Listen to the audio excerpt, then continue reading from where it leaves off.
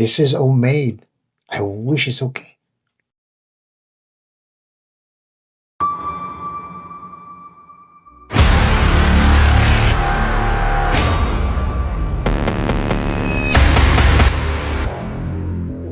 Wait, don't buy that book.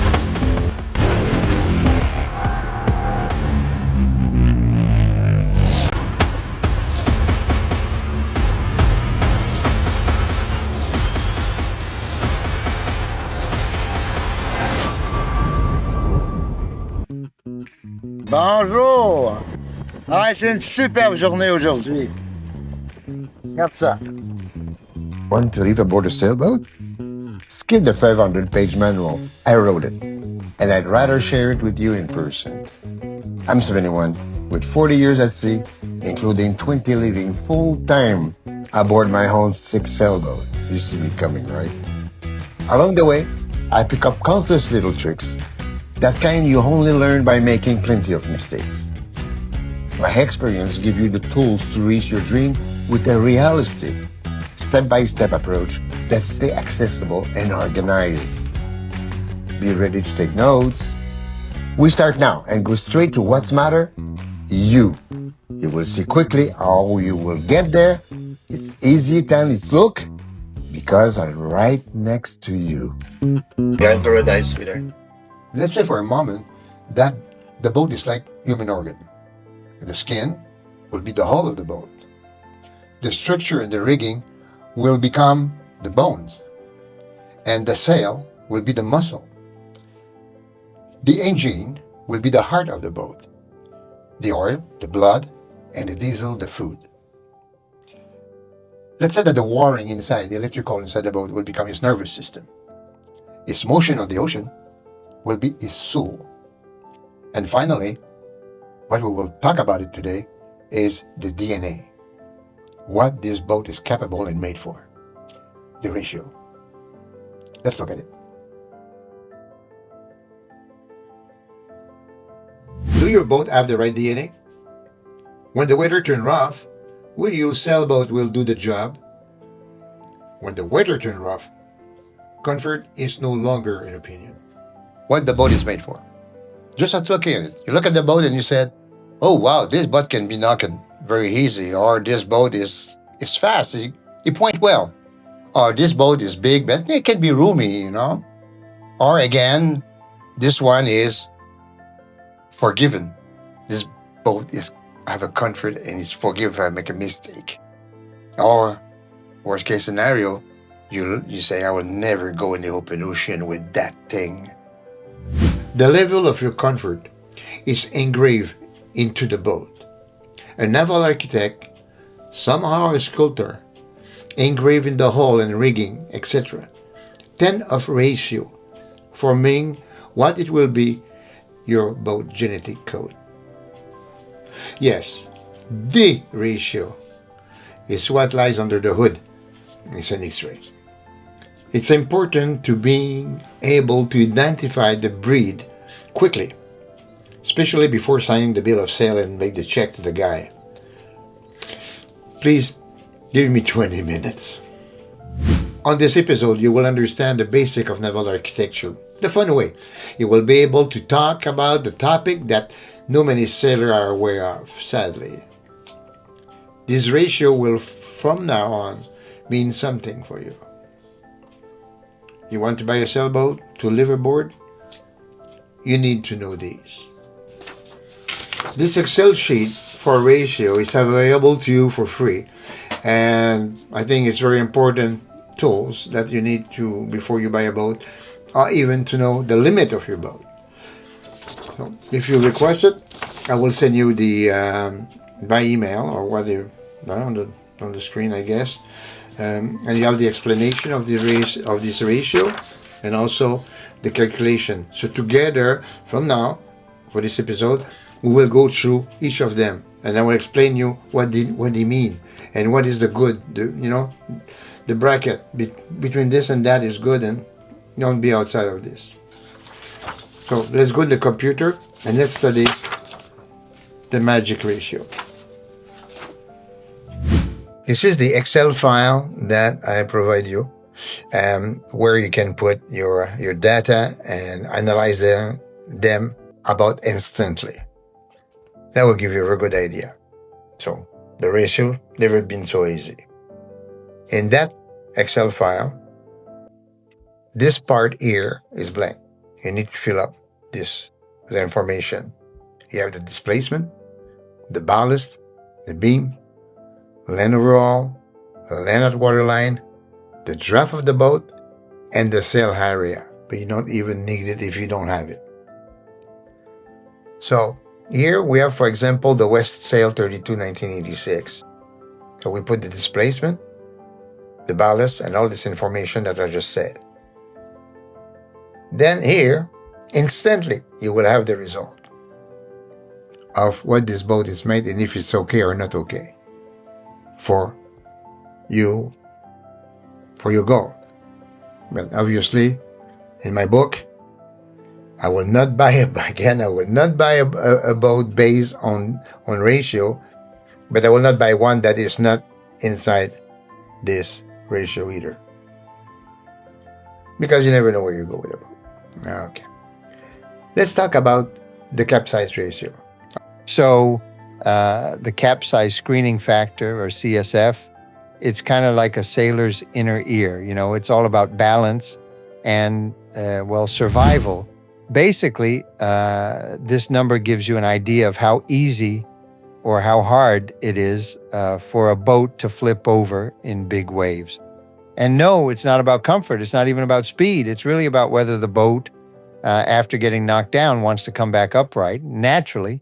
Now, if the ratio's low, that usually means kind of calm equilibrium, like the boat has a strong instinct to right itself.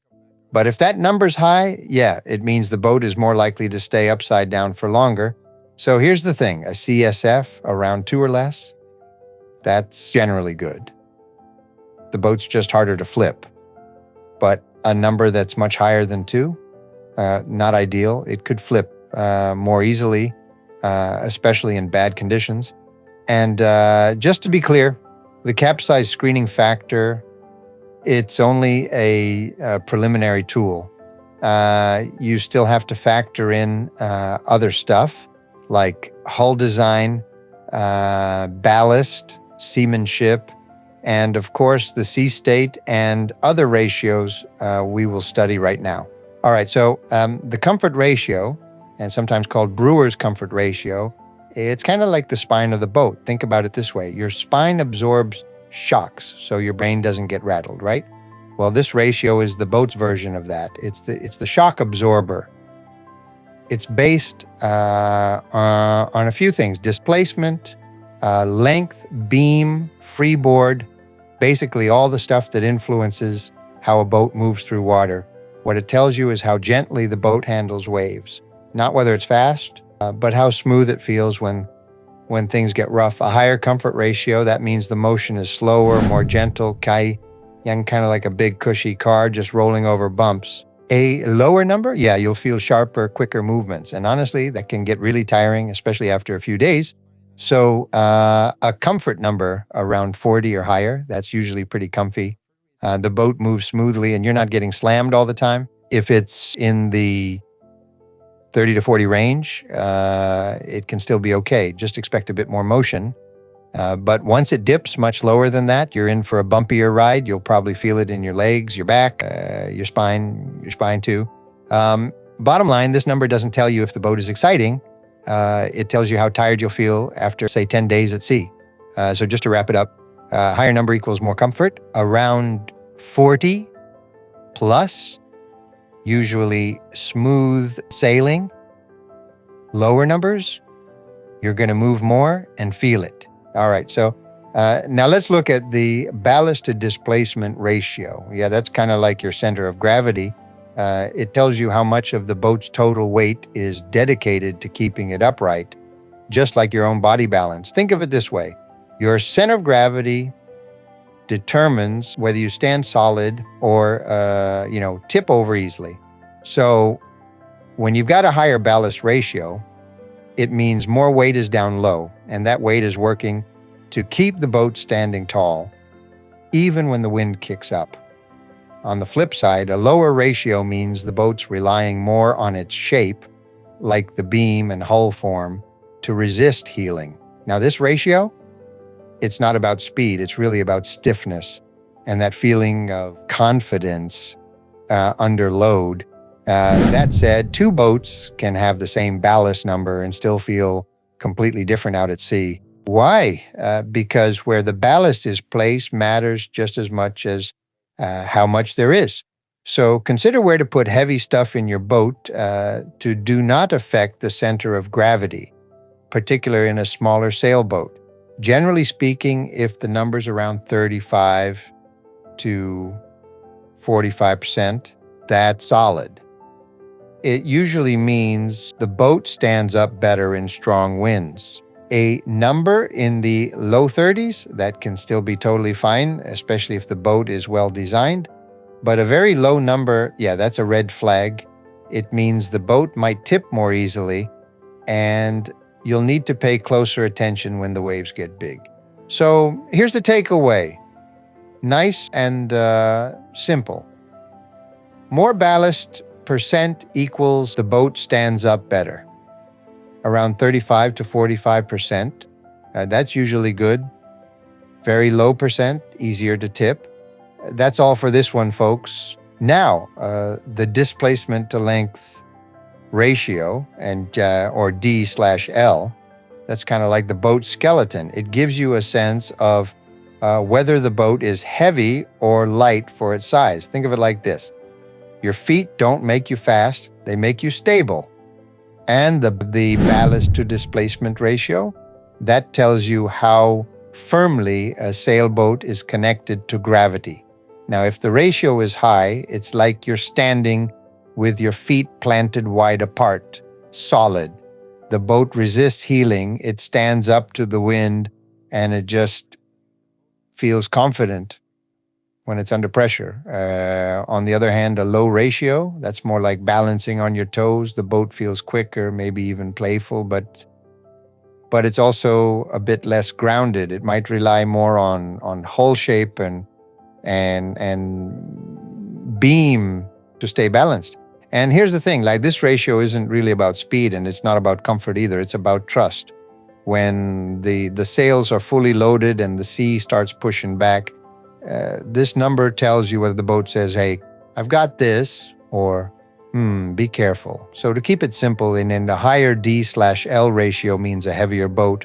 It moves more slowly but more gently, and especially in waves.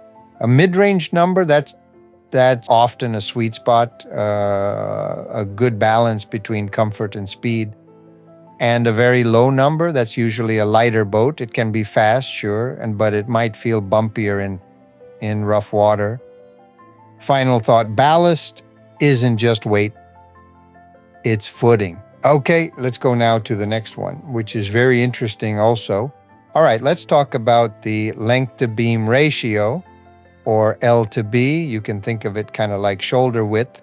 This number tells you whether a boat is long and narrow or short and wide. Now, wide shoulders, they give you leverage, stability.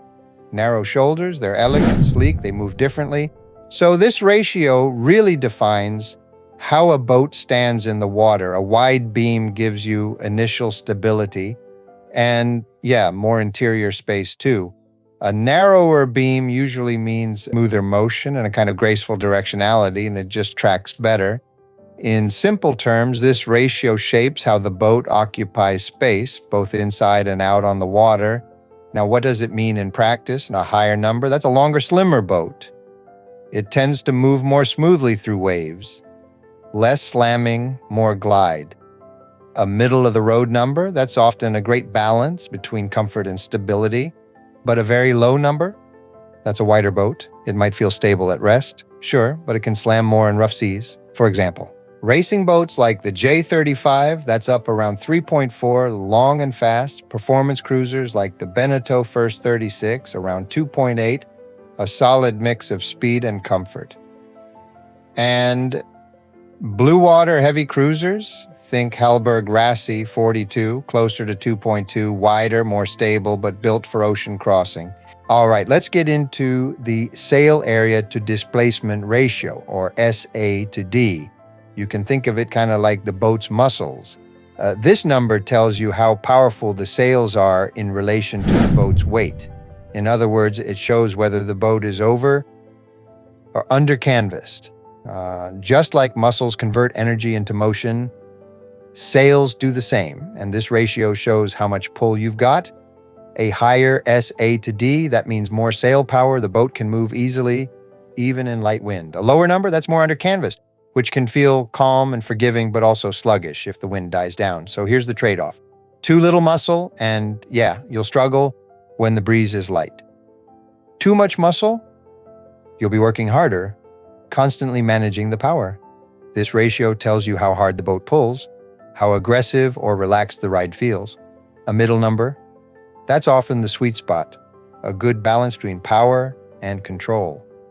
A very high number, sure, it can be exciting, fast, but it also makes the boat more demanding to handle, especially when the wind picks up. So in short, high SA/D equals powerful and fast.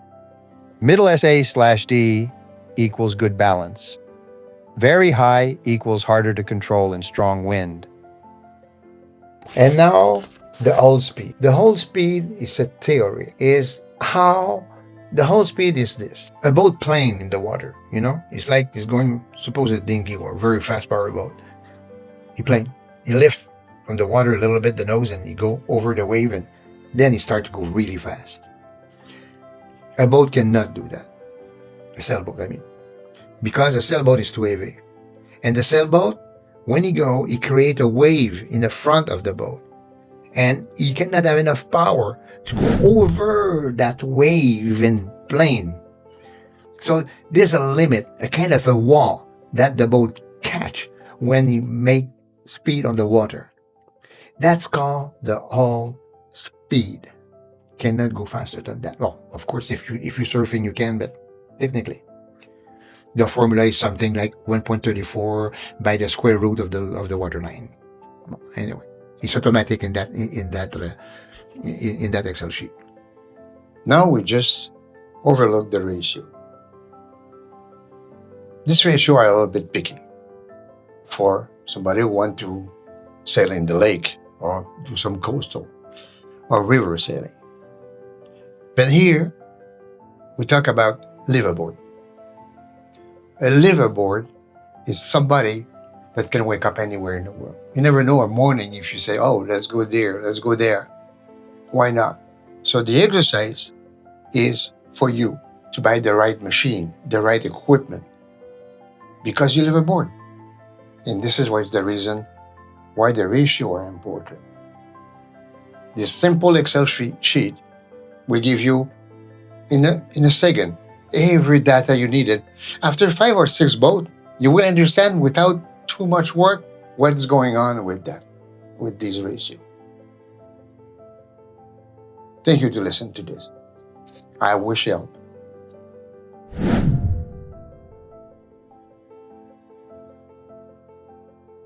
Well, the last week question was, what is aboard the boat? It's not an instrument, but it's something who have the reputation of never lie. I'll tell you the answer right now is the logbook. Okay, this is an old tradition from hundred of years that when you put something in your logbook, the logbook contains many things. For example, you keep track. It keep you the sea state, the oil change to the wind, and the position you are at a certain point. So the logbook in some country and some commercial operation, they are mandatory. So you need to have one. And liveaboard, cruising, world, sailing, it's less touchy. Yeah, almost I've always one. But I start to put that down. I have mine here. That one of mine, because I have this is the logbook of I'll just take it from the shelf. I was just go to internet, take some picture of what it looks like. And say, hey, I'll take mine, why not? And then you have all kind of I would make a picture. So this is about what this containing. You have that where you was, And you can put souvenir in this, like I think that was the birthday of my cat. I know at the time. And here you have, for example, here you have a book run to Puerto Rico. A book run Puerto Rico to Ponce, Puerto Rico. Now you have the name of the passenger that was aboard, your name as the captain, and even the cat is mentioned. The time I departure, the time I arrive at 10:30 at night. It take me 8 hours. With the wind was, for example, not too much thing. What I did, what was the wave, and also I don't put it that you put your position, latitude, longitude. Well, and this is not only for your personal use. If you have an accident, you have to keep track where you're coming from, where exactly you are, to prove to the insurance that, because over your word, the logbook will be predominant. That's where they're coming from. The logbook they rely. It's kind of a sequence, just show you that the track and the trace even in the logbook is very, very, very important. But yes, remember, a logbook never lies, and you can be really protected by that book at one point, especially with custom immigration and insurance. So that was the answer of the question of the week of last week. Yeah, that's the way it is. Question of the week. Okay, you are in your sailboat. You have a pass, a narrow pass. That's a 200 feet, a narrow pass. And there's a tide there. There's a tide with a pretty good current. And you need to be careful what you will use to know what time is the best time to go through that pass. There's something you can do to know that. To know the exact time will be the best time between the high and the low tide. And you don't have to wait until the low tide or the high tide. You have another way to know the nearest best time to go. Answer by next week. Welcome aboard. Have a good week.